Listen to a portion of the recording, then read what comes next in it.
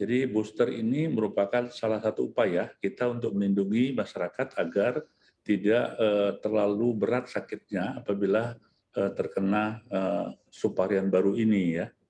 Nah, tentu saja upaya ini harus didukung oleh kita semua. Dan beberapa upaya atau peningkatan pengetatan ini dilakukan dengan salah satunya adalah dengan persyaratan perjalanan ya. Nah, kenapa ini diambil? Karena ingin kita melindungi seluruh masyarakat yang menggunakan fasilitas publik itu terlindungi juga. Gitu. Nah, untuk kesiapannya, insya Allah sesuai dengan instruksi Bapak Presiden, seluruh yang terkait itu mempersiapkan diri dan memberikan dukungan dan kontribusi dalam pelaksanaan ini.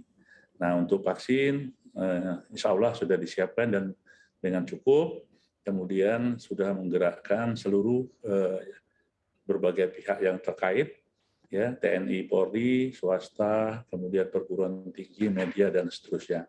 Nah, tentu saja upaya ini akan diberlakukan, khususnya untuk perjalanan ini, tanggal 17 sudah mulai diberlakukan. Baik, Pak Syahril untuk tingkat vaksinasi di tanah air seperti apa Pak? Karena kan kalau kita lihat vaksinasi booster hingga saat ini kurang dari 50%. Sebetulnya bagaimana upaya pemerintah begitu ya Pak untuk mempercepat vaksinasi di tanah air saat ini? Ya, khusus untuk booster, kita sudah mencapai sekitar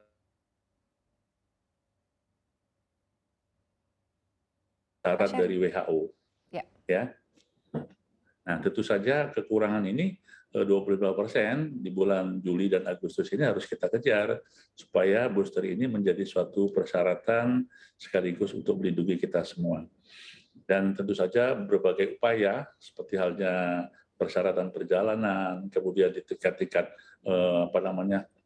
fasilitas publik, sekaligus untuk pertemuan yang berskala besar, ya kita lakukan sekali lagi dengan maksud memberikan perlindungan kepada seluruh yang ada di dalam area publik itu.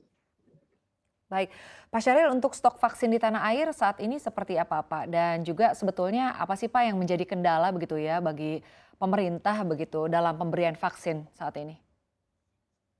Ya untuk vaksin jumlahnya cukup Mbak ya, cukup dengan berbagai platform yang ada, kita siapkan cukup.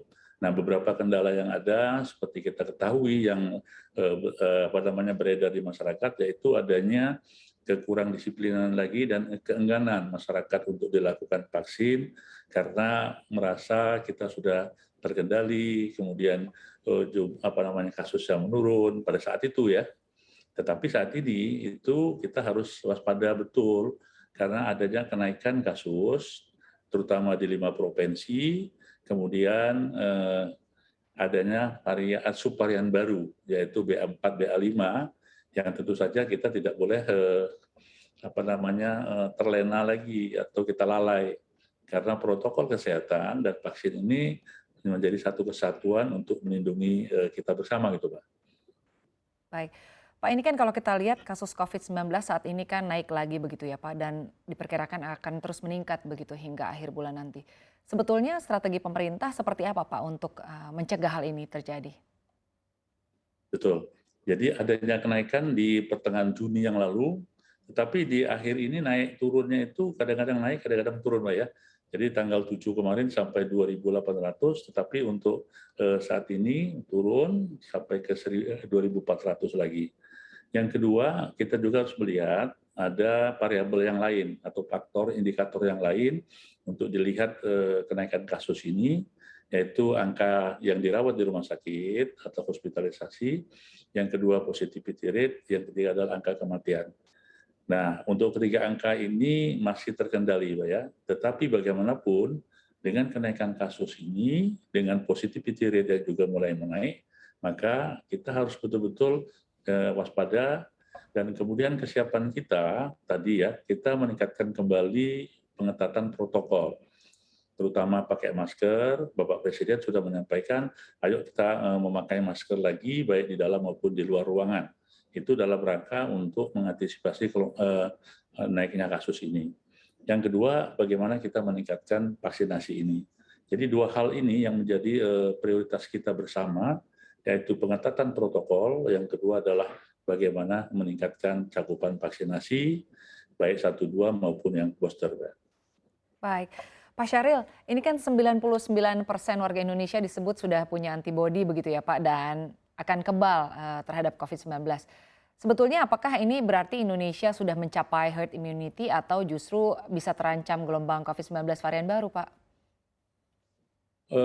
Itu pada saat itu ya, jadi sero survei kita mengatakan memang 99% kita mencapai itu dari penelitian itu. Cuma dengan seiringnya waktu, maka kekuatan atau daya memori antibodi yang dibentuk oleh vaksin itu menurun ya setelah 3 sampai 6 bulan.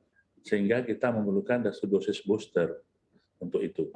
Nah, tentu saja booster ini akan meningkatkan kembali antibodi agar memori untuk mengenali vaksin baru atau subvarian baru ini dapat lebih bagus sehingga orang-orang yang terkena dengan subvarian baru itu tidak lebih parah sakitnya.